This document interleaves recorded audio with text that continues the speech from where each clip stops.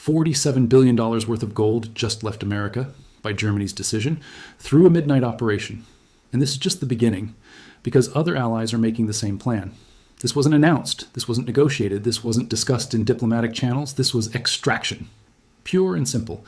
674 tons of German gold reserves removed from American soil in less than 48 hours. The operation began at 11:30 p.m. Eastern Time. 3 chartered cargo aircraft touched down at JFK International. Not commercial flights, not military transports. Private aviation contractors with no identifying markings. No flight plans filed with civilian air traffic control. By 3:47 a.m., all 3 aircraft were airborne. Destination, Frankfurt.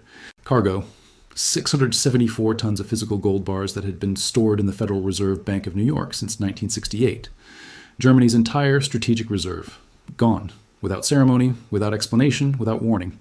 This is where things stop making sense if you believe the official narrative. If you trust that NATO allies coordinate major financial moves. If you think sovereign gold reserves move through normal diplomatic channels. Because what happened Tuesday night wasn't normal diplomacy. It was crisis management, emergency extraction. The kind of operation that happens when trust breaks down completely between supposed allies. Germany didn't request permission for this transfer. They demanded it. Under provisions of international law that guarantee sovereign access to physical reserves, regardless of political relationships. Legal language that gets invoked only when cooperation becomes impossible. The Bundesbank's board of directors met in emergency session at 2 a.m. Berlin time. Not their scheduled monthly meeting, not their quarterly review. An emergency session called after intelligence reports suggested that German gold reserves might be at risk if left under American custody. What intelligence reports? The kind that don't appear in newspapers? The kind that reveal what central banks actually think about each other when they believe nobody's listening? The kind that show how quickly allied relationships deteriorate when economic interests diverge? For the past 18 months, German financial intelligence had been monitoring unusual activity around foreign gold reserves stored at the New York Fed. Not theft, not confiscation, but bureaucratic delays when other countries requested physical audits of their holdings. France requested an inventory verification in March, standard procedure. They were told it would require 6 months to complete, 6 months to count gold bars that should be immediately accessible. France is still waiting. Italy asked for physical delivery of 200 tons in July. They were informed that transportation logistics made immediate delivery impossible. No timeline provided, no alternative arrangements offered. Italy's gold remains in New York. The Netherlands attempted to repatriate 300 tons last year. The process took 11 months longer than originally promised. When the gold finally arrived in Amsterdam, assay tests revealed that some bars had been replaced with lower-grade alternatives. These aren't isolated incidents. These are patterns, systematic delays, bureaucratic obstacles, technical problems that never existed when the gold was originally deposited, all suggesting that something fundamental had changed about America's willingness to honor storage agreements with allied nations. German intelligence analysts concluded that American policy had shifted. Foreign gold reserves were no longer considered temporary deposits to be returned upon request. They had become strategic assets that America intended to retain regardless of legal ownership. The evidence was circumstantial but compelling.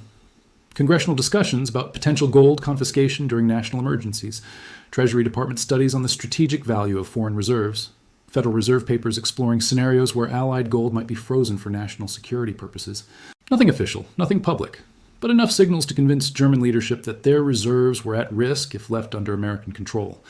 That physical repatriation was necessary before political conditions made extraction impossible.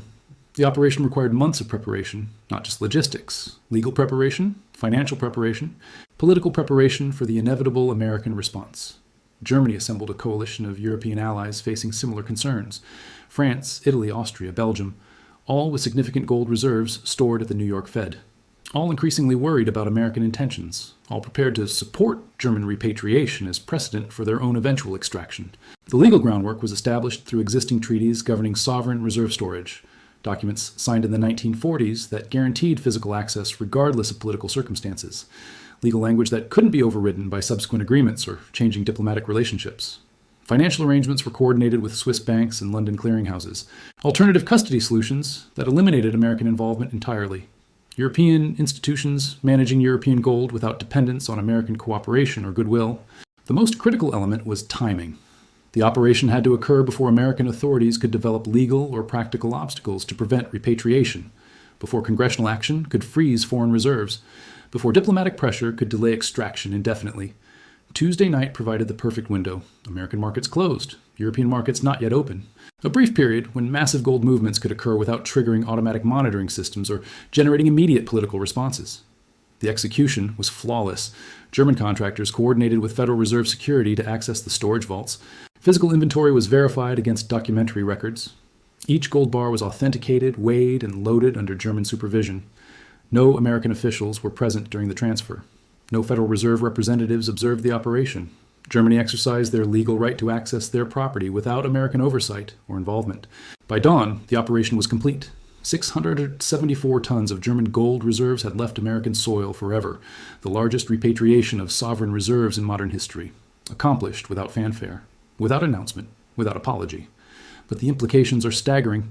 If Germany, America's most reliable European ally, no longer trusts American custody of their strategic reserves, what does that say about transatlantic relationships? What does it suggest about perceived American reliability? More importantly, what does it signal to other allied nations with reserves stored at the New York Fed? France holds 165 tons. Italy holds 78 tons. The Netherlands has 120 tons remaining after partial repatriation. Belgium holds 73 tons.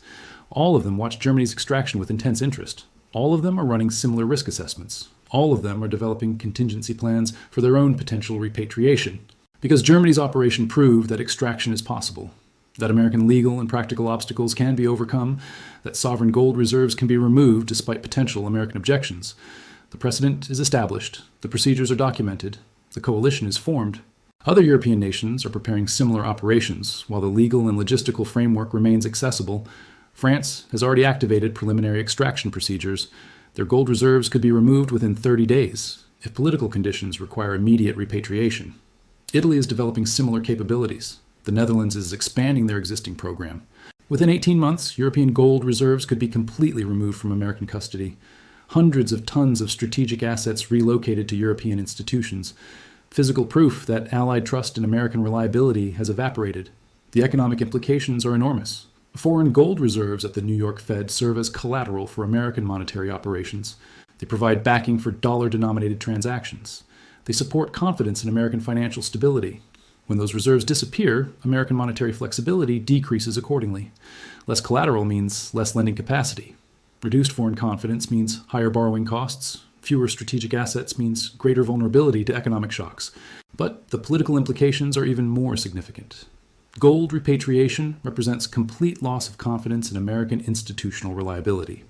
Allied nations preparing for scenarios where American cooperation becomes impossible or American intentions become hostile. This represents the breakdown of the post-war financial order, the system established at Bretton Woods where American institutions managed global monetary stability through Allied cooperation. That cooperation is ending, systematically, irreversibly. Germany's midnight operation was just the beginning, the first major extraction, in what promises to be a comprehensive repatriation program. Other Allied nations are watching, learning, preparing their own operations. The timeline is accelerating because political conditions are deteriorating. American fiscal policy creates increasing risks for foreign assets held under American jurisdiction. Congressional discussions about emergency powers suggest that Allied reserves might be frozen during financial crises. European leaders refuse to accept such risks. They're removing their strategic assets before American political instability makes extraction impossible, before domestic American needs override international agreements. The pattern is identical to what happened before every major monetary crisis in history. Allied nations lose confidence in the dominant power's reliability. They begin repatriating strategic assets. They establish alternative arrangements that bypass the existing system entirely. Britain experienced this in the 1960s, when Allied nations began converting dollars to gold. The process accelerated until Nixon closed the gold window in 1971. America maintained monetary dominance through oil market manipulation, but the original Bretton Woods system never recovered. Now history is repeating at a larger scale. Allied nations are removing physical assets from American custody. They're establishing alternative storage and trading arrangements. They're preparing for post-American monetary systems that function independently of American cooperation. The mathematics are inevitable. America cannot maintain global monetary dominance when Allied nations refuse to store strategic reserves under American control. Cannot coordinate international finance when partners actively prepare for American unreliability. Germany's extraction was mathematical acknowledgement of American fiscal unsustainability, recognition that debt growth patterns make currency crisis inevitable, preparation for monetary reset that prioritizes European interests over American stability. The 674 tons of gold now residing in Frankfurt represent more than strategic reserves. They represent European independence from American monetary manipulation, European preparation for dollar collapse, European refusal to accept American debasement of their stored wealth. Other allied nations understand the signal. Germany, the most conservative European economy, has concluded that American monetary policy poses existential risks to foreign-held assets.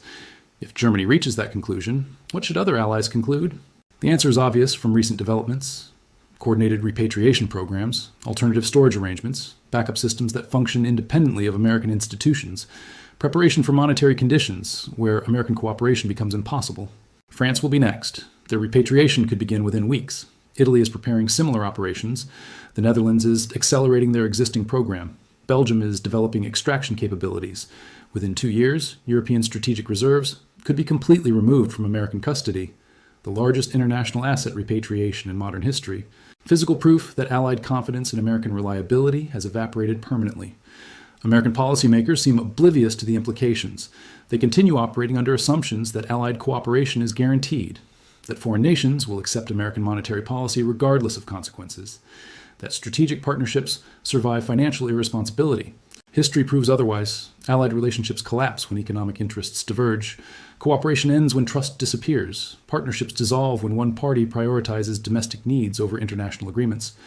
Germany's midnight operation was definitive proof that such dissolution has begun, that European allies no longer trust American stewardship of their strategic assets, that alternative arrangements are being established to function independently of American cooperation. The extraction of 674 tons represents $47 billion in immediate asset removal, but the precedent it establishes could trigger hundreds of billions in additional repatriation. Complete European exit from American monetary custodianship. When that process completes, American global influence diminishes accordingly. Less foreign dependence means less American leverage. Fewer strategic assets under American control means reduced ability to coordinate international responses to economic crises. The post-war order is dissolving, systematically, irreversibly, through quiet operations like Germany's midnight extraction, through patient preparation for post-American monetary arrangements, through mathematical recognition of American fiscal unsustainability. Tuesday night's operation wasn't just about German gold reserves, it was about the future of international finance, the end of American monetary dominance, the beginning of European financial independence. Other allied nations received the message clearly.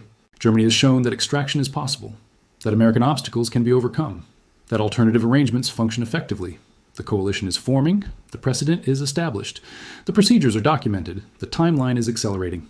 Within months, the largest asset repatriation in history could be underway. Hundreds of tons of strategic reserves removed from American custody. Physical proof that the post-war financial order has ended. Allied nations are preparing for that reality, establishing independent systems, reducing American dependencies, building alternatives that function regardless of American cooperation.